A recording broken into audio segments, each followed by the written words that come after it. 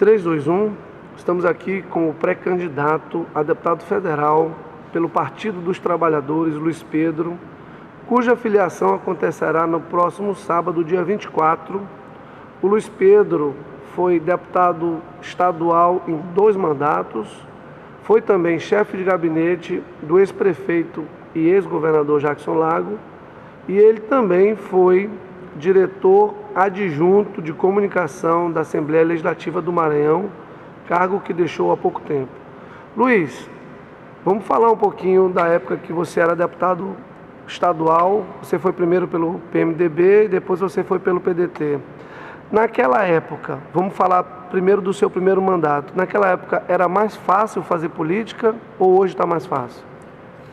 Olha, na verdade, naquela época era mais fácil, né? Apesar da situação em que o país vivia. Nós vivíamos um período de ditadura militar, ainda quando eu me elegi em 1982, mas para você ter uma ideia, eu naquela época me elegi fazendo campanha de ônibus, né? Eu ia para os comícios, para as atividades partidárias de ônibus. Então, você não imagina hoje essa situação, é completamente diversa, né? Então, isso significa que o poder econômico tinha um peso muito menor naquela época do que tem hoje, né? E eu lembro que nessa época eu me elegi, eu estava formalmente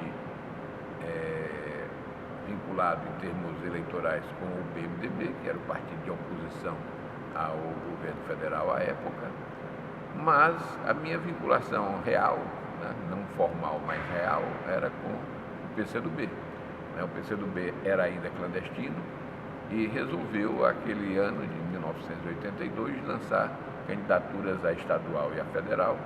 Aqui no Maranhão eu fui o candidato a deputado estadual e o companheiro já falecido Zé Augusto Mochel foi o candidato a deputado federal. Eu me elegi, o Mochel não se elegeu, né, apesar da boa votação que teve, né, e eu desempenhei durante 4 anos um mandato que foi, basicamente, vamos dizer assim, um mandato que não era propositivo em termos de você fazer propostas de projetos e tal, mas era muito mais um mandato de combate, né? Principalmente porque nós vivíamos um tempo de grilagem, de pistolagem aqui no Maranhão. Nós tínhamos representantes da grilagem e da pistolagem dentro da Assembleia Legislativa. Posso citar aqui o falecido Davi Alves Silva, né, que tinha vindo de Imperatriz a partir de todo vamos dizer assim, um trabalho junto a grileiros e pistoleiros daquela região, ao latifúndio, e representava isso na Assembleia. E nós fizemos o bom combate, defendendo os trabalhadores rurais, defendendo os poceiros, os agricultores. Isso, os lavradores de uma maneira geral. E esse mandato foi, por assim dizer, um mandato de combate, né? Então, quando nós terminamos esse mandato, o PCdoB, já à época legal, né, propôs que eu fosse candidato a deputado federal, que era o momento da Constituinte, e eu disse, olha, nós não temos aqui votos suficientes para eleger um deputado federal. Mas aí, não, o partido vai fazer alianças e tal, que vão permitir que tu sejas eleito um deputado federal constituinte, que é importante. O partido fez essas alianças, mas essas alianças não renderam voto, né? Os votos que eu tive foram os votos do mandato e os votos do próprio PCdoB. Então, nós ficamos aqui sem representação na Assembleia Legislativa, na Câmara Federal, o que só viemos ter novamente com a candidatura e com a eleição a deputado federal do hoje governador Flávio Dino. Tá. Vamos falar, antes da gente abordar o tema Flávio Dino, que é um tema bastante polêmico, vamos falar um pouquinho do seu segundo mandato já pelo PDT. Já foi 2000 e... 2002 me elegi e comecei o mandato em 2003. 2003 até 2007, 2007, né? Certo. E como é que foi nessa época, Luiz? Bom, nessa época nós vivíamos um período de grande ebulição, né? O Jackson foi candidato, o Jackson Lago foi candidato ao governo em 2002, né? Uma candidatura, vamos dizer assim, sem muito compromisso com a política tradicional, a política convencional, né? Foi uma tentativa de o PDT isoladamente chegar ao governo do Estado. O Jackson, se não me engano, teve 42% dos votos naquela eleição, né? E perdeu para o hoje deputado federal José Reinaldo, que era o candidato da oligarquia Sarney, né? Tendo sucedido a governadora Rosiana. Então, nós tivemos esse embate em 2002 e esse embate se refletiu, vamos dizer assim, no exercício do mandato. Somente lá ao final do mandato, né, é que o governador Zé Reinaldo passou para o lado da oposição por motivos particulares e nós tivemos aí então o apoio do Zé Reinaldo ao Jackson Lago, que venceu a eleição em 2006. O PDT naquela época foi invadido, vamos dizer assim, por um grupo de deputados vindos da oligarquia e vinham com uma força muito maior do que os companheiros que nós tínhamos na Assembleia Legislativa à época. Então, deputados como Mauro Bezerra, que hoje já é falecido, como Rubem Brito, eu, né, fomos atropelados, vamos assim dizer, por esse pessoal que tinha vindo do lado da oligarquia. Muitos me aconselharam a sair do PDT à época, mas eu considerei que num momento como aquele seria desprestigiar o Dr. Jackson Lago e, ao mesmo tempo, seria uma forma de dizer que eu não estava acreditando na eleição do próprio Jackson Lago, né? Então, eu me mantive no PDT e no momento seguinte, que foi o da eleição dele, eu fui exercer lá o cargo de secretário-chefe de gabinete, né? Fiquei lá desde o primeiro dia até o dia em que houve aquela cassação imoral, né, que o judiciário fez sobre o mandato do Dr. Jackson Lago. Tá. Luiz, me fala um pouquinho da sua ida para o PCdoB. Depois disso você trabalhou com outras pessoas, voltou para o jornalismo também. E como foi a sua ida para o PCdoB e a sua estada no PCdoB? Bom, vamos falar sobre isso. Eu, na verdade, desde 2007, eu expressei minha vontade de retornar ao PCdoB. Consultei à época o Dr. Jackson, ele disse: olha, Luiz, eu acho que se tu fores para o PCdoB, tu vais ficar impedido de trabalhar comigo, porque o PCdoB deverá ter candidato ao governo do Estado.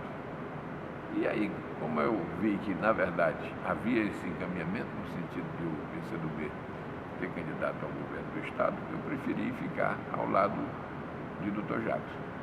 Após a morte dele e também com a transformação do partido que o PDT hoje eu não me vi mais em condições de permanecer nesse campo, né? E quis retornar para a minha antiga casa, que era o PCdoB. E assim eu fiz, né? Nessa vez agora. Estava lá desde 2011 e fiquei até recentemente, quando pedi para me desfiliar, em função de que eu vi o PCdoB como um projeto muito pequeno para o tamanho que o partido hoje tem aqui no Maranhão, né? Então, eu até disse o seguinte: em 2014, quando a ex-governadora Rosiana estava deixando o governo, ela ainda conseguiu fazer 4 deputados muito ligados a ela, que tinham sido colaboradores dela, né? E isso no momento em que todos tinham a certeza de que a oligarquia estava caindo, de que a bola da vez era o atual governador Flávio Dino. Muito bem, agora o projeto eleitoral do PCdoB contempla apenas 2 candidaturas. Eu acho justo que sejam os 2 nomes candidatos, né? Mas eu creio que o projeto devia ser mais ousado, ter 3 ou 4 candidaturas assim que fossem apoiadas diretamente pelo PCdoB neste momento. Mas a situação foi colocada de forma diversa e disse que não, as prioridades estabelecidas são apenas 2 candidatos. E, na verdade, o que é que eu digo em relação a essa questão? É que nós temos hoje uma situação em que o Brasil ele precisa fazer com que o Congresso caminhe para a esquerda, né? Nós tínhamos uma situação até 2016 em que nós tínhamos sucessivos governos à esquerda, né? Governos de centro-esquerda, os governos do Lula e da Dilma, e nós tínhamos um Congresso que caminhava cada vez mais para a direita. Isso, na verdade, ia acontecer num determinado momento de dar um curto-circuito, como deu, que foi esse golpe que nós tivemos em 2016, que sob o manto, vamos dizer assim, do impeachment da Dilma, nós tivemos aí voltar o que há de pior na política nacional, uma verdadeira quadrilha que tomou conta do poder e que vem se mantendo justamente em cima desse Congresso aí que aceita complacentemente, né, que criminosos continuem mandando na República Brasileira. Muito bem, então nós achamos que precisamos ter deputados e senadores de esquerda e que esses deputados possam fazer a diferença no Congresso Nacional. A motivação da minha candidatura é justamente essa, é que a gente possa fazer parte de uma bancada que seja exatamente brigona, uma bancada que enfrente a direita no Congresso Nacional e não uma bancadinha que aceita qualquer real por causa de emendas, né? Exatamente. Então vamos partir para aumentar a presença da esquerda no legislativo, no legislativo a nível nacional. Nós não podemos ficar nessa pasmaceira, nessa situação, né? E eu vejo, Ricardo, que nós temos aí uma situação em que a população está atenta, né? A gente vê aí, nisso as redes sociais têm jogado um papel muito grande e ao mesmo tempo também as pessoas estão acompanhando, estão vendo que esse Congresso está votando matérias que o Executivo manda para lá completamente contra os interesses dos trabalhadores.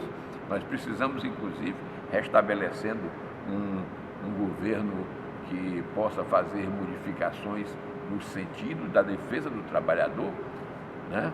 E que o Congresso possa dar o suporte necessário a isso. Então, nós não podemos voltar àquela situação anterior de um governo caminhando para a centro-esquerda e um Congresso caminhando cada vez mais para a direita, cada vez mais na mão da grande mídia, dos empresários, dos grandes latifundiários, né, que em última análise é que sempre mandaram deste país durante os 500 e poucos anos que o Brasil tem. Luiz, uma pergunta um pouco ousada, mas eu acho que se faz necessária. Você achou que o PCdoB, né, do Flávio Dino, o PCdoB do Márcio Gerri, que são realmente os mandatários, né, do partido, eventualmente o governador e o seu braço direito, você acha que foi injustiçado no PCdoB? Olha, eu acho que injustiça ocorre quando há, vamos dizer assim, força política para cometer a injustiça. O que eu vi no PCdoB, nesses anos que eu voltei agora, é a mesma camaradagem, o mesmo companheirismo que eu vi durante a minha primeira passagem pelo partido, né? Então, a grande maioria da militância, das direções intermediárias, dos quadros do partido, eles mantêm aquele ambiente. Eu me senti muito bem, diga-se de passagem, nesse período que eu passei no PCdoB, né? O que eu discordei, e por isso saí, foi dessa forma autoritária de se ter um projeto eleitoral e não se discutir isso com a militância, não se discutir isso com os quadros do partido. Era de não se discutir o governo. Nunca se fez uma avaliação do governo Flávio Dino durante esses quase 4 anos que ele está aí, né? A militância não participou desse... E eu digo mais o seguinte, Ricardo, eu acho que o Flávio fez uma diferença muito grande, né? Mas não soube combinar a administração com a política. E elas duas têm que andar juntos, né? Paralelas. Né? Caminhar paralelas. Eu não acho que obra ganha eleição. O que ganha eleição é política. É as pessoas entenderem que aquilo que está sendo feito por seu benefício. E isso não foi vendido dessa forma, né? É por isso que eu sempre digo que o Márcio Gerri foi colocado num local em que ele não ajudou ao governador Flávio Dino. O Márcio Gerri foi colocado na comunicação e eu acho que o governo tem muito mais obra do que aquilo que é divulgado pela Secretaria de Comunicação. E foi colocado na articulação política, que hoje é a SECAP, a Secretaria de Comunicação e Articulação Política, em que o Márcio Gerri não é articulador. O Márcio Gerri é justamente um bom comunicador, espalha brasa, né? E que não sabe fazer essa aglutinação, essa junção de interesses, né? E está aí, né? Ele está, além dessas tarefas dele, hoje ele é candidato a deputado federal, né? Mas dentro de uma visão muito personalista, muito isolada do conjunto da política maranhense. Então, nós precisamos que o governo possa, de fato, divulgar as obras que fez, que tem uma quantidade muito grande de obras, de coisas que modificaram verdadeiramente o Maranhão. Acredito que precisa ter uma sequência do governo, mas um governo que faça política, que discuta com a classe política, que discuta com a população aquilo que deve ser feito e a população tomando as rédeas, e dando a direção desse governo. Mas com tudo isso, a gente percebe a sua gratidão, vamos dizer assim, ao tempo que você passou no PCdoB, mas você não acha que era um bom nome para integrar o primeiro escalão como secretário de Estado e ajudando, porque o que a gente viu muito no governo Flávio Dino, e me corrija se eu estiver errado, mas eu tenho certeza que não estou, é que o Flávio botou muito menino novo, inexperiente, obviamente que dando oportunidade para que eles possam desenvolver um trabalho e realmente mostrar serviço, mas faltou no governo Flávio Dino, ao meu ver como jornalista, pessoas como você, pessoas políticas por natureza, né, para realmente fazer o trabalho político no governo. Talvez o Flávio tenha se preocupado mais com a parte técnica do que com a parte política. O que você acha disso? Olha, vamos aqui, eu não sou muito ligado à questão de futebol, mas vamos fazer aqui uma imagem futebolística, né? O que é que o Flávio fez? Ele pegou o time da casa, que era que tinha vindo desde o Dente de Leite, né, até o sub-15, 17 e tal, sub-20, para chegar. Teve problemas? Teve, porque muita gente preparada e bem preparada, mas pouca gente com experiência de gestão. Então, nós tivemos aí, no começo do governo, muitas trocas de secretário, mas no decorrer do jogo, vamos dizer assim, o que nós tivemos foi as pessoas começaram a ter experiência de gestão, algumas foram trocadas, algumas secretarias mudaram várias vezes, e apesar disso nós ainda temos problemas no secretariado. Eu citei aqui o caso do Márcio Gerri, mas podia citar também o caso da cultura, né? Que a cultura é a cara do Maranhão. A cultura é aquilo que há de mais forte na nossa identidade, no nosso DNA. E nós tivemos, né, um afastamento, vamos dizer assim. Uma gestão fraca. muito fraca.